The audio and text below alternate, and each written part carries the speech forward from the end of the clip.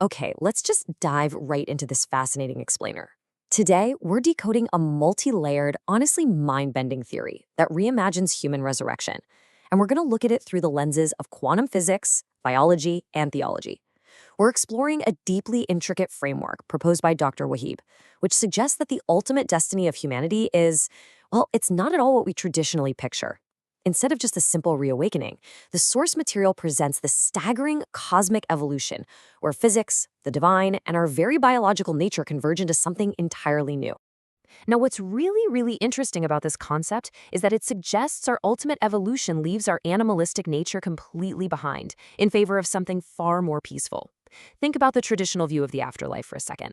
It usually involves humans persisting exactly as we are right now, driven by that same dynamic, sometimes aggressive, animalistic consciousness.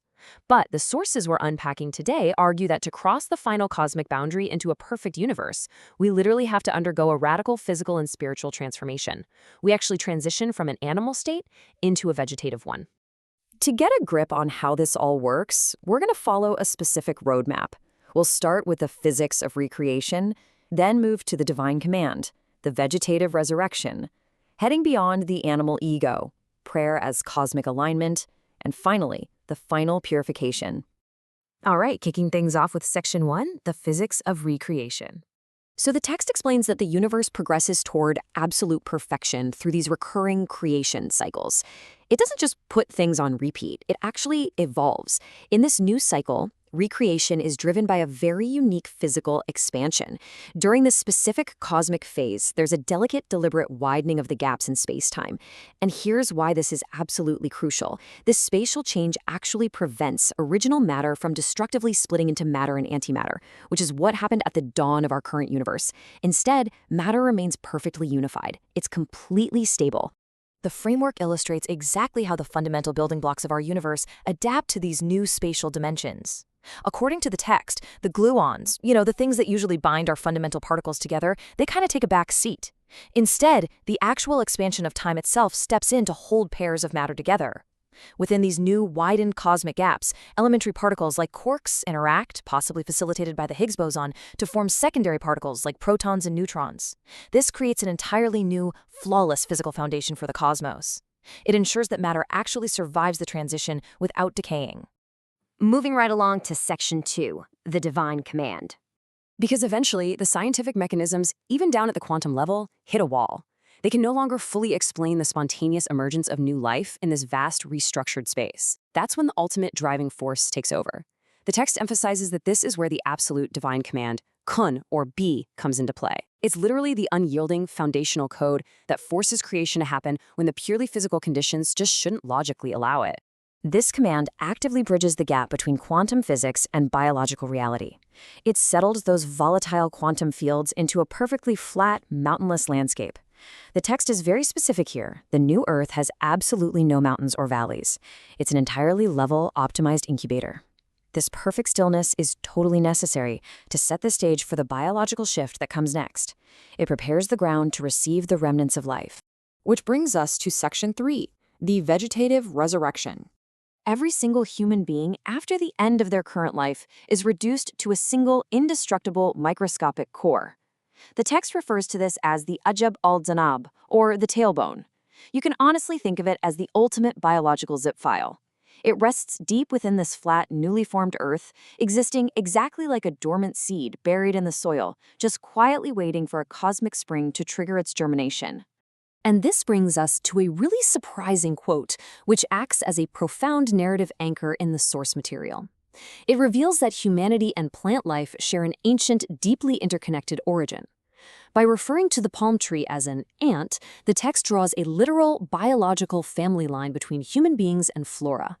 It implies that plants aren't just some separate kingdom of life. They're actually an alternative evolutionary pathway, one that we are intimately related to and one that we are ultimately destined to join. Driven by heavenly water that falls upon this new, flat Earth, human resurrection explicitly abandons the aggressive, animalistic evolutionary track. The text cites a prophetic tradition stating that resurrected beings will literally sprout like vegetables. We physically adopt a plant-like growth cycle. We germinate from our microscopic seed, breaking through the soil, not as chaotic animals waking up, but as peaceful flora reaching upward. Let's look deeper into why this happens in Section 4, Beyond the Animal Ego. Dr. Waheep's scientific framework provides a stark contrast for the soul here. The text describes consciousness as energetic radiation lines emitted by living cells. In animals and in current humans, these radiation lines intersect, and that intersection creates friction. It creates self-awareness, ego, and ultimately aggression. It is the literal root of malice. However, in the plant mind, these radiation lines exist in perfectly parallel harmony. They never intersect. Therefore, there's no friction, no aggressive ego, just perfect, peaceful existence. Because the final creation cycle is strictly about ultimate judgment, justice, and absolute peace, humanity simply cannot bring its destructive ego into the new universe.